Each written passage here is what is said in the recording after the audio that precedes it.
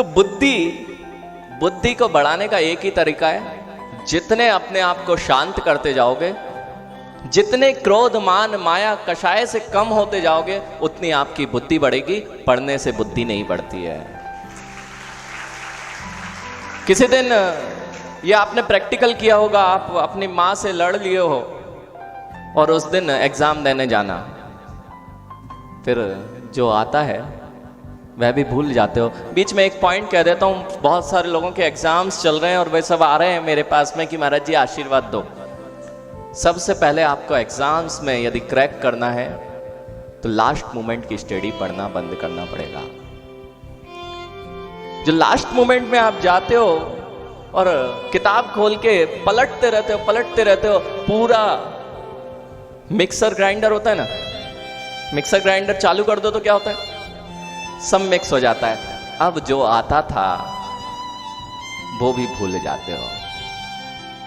यदि एग्जाम को क्लियर करना है, देखो एक्सपीरियंस से बता रहा हूं, यदि एग्जाम को भी क्लियर करना है तो 1 घंटे पहले पढ़ाई छोड़ देनी चाहिए।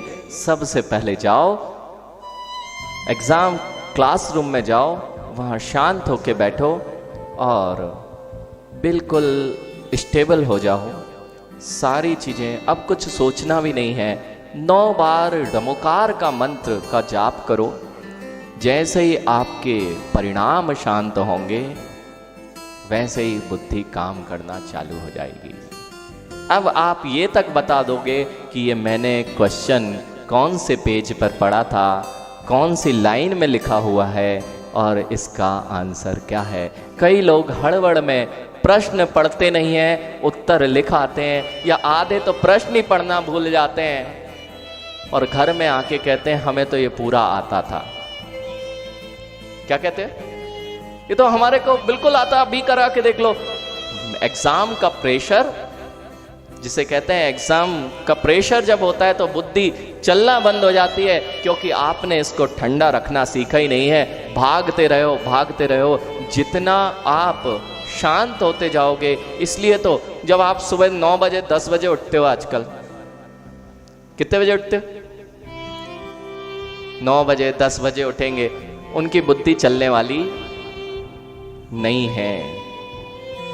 क्योंकि आपने जो देखो आज ओमकार का उच्चारण किया था, बहुत सारी नसें खुल गई होंगी जो बंद थी ना, जिनमें संचार ही नहीं हो रहा है। जोर से मंत्रों का उच्चारण, पूजा मंत्रों का उच्चारण यदि करते हो तो ये फ्रीक्वेंसी डिपेंडेंट थ्योरी है। ये फ्रीक्वेंसी डिपेंडेंट थ्योरी है। जब भी कोई पेनिट्रेशन होगा तो सुई से पेनिट्रेट अच्छे से होगा कि हथौड़े से पेनिट्रेशन अच्छे से होगा। सुई छोटी होती है, मोटी होती है। जब जब पेनिट्रेशन की बात आएगी तो बहुत बड़ी चीजों से हम किसी चीज में छेद नहीं कर सकते, उसके लिए सुई चाहिए पड़ती है।